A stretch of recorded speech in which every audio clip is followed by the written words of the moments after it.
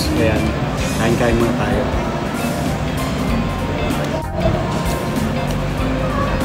Libre ang cookies dito sa hotel na to. Para sa akin na magandang klase siya ng hotel. At saka malinis. Cookies tayo.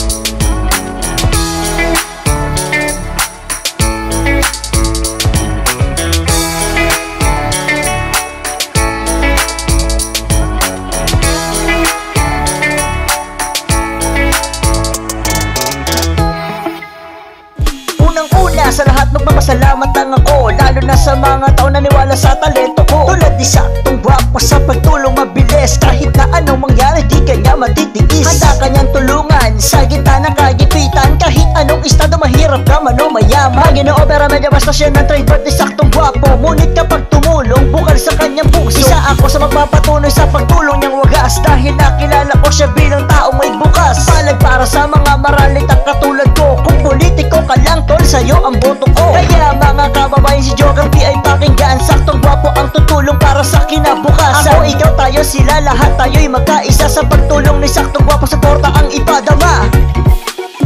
Halina't sama-sama tayo na't magkaisa, sa pagtulong ay aaasahan siya. Saktong Gwapo ang pangalan, wag na wag niyong kalimutan, pagkat tayo ay kanyang tutulungan.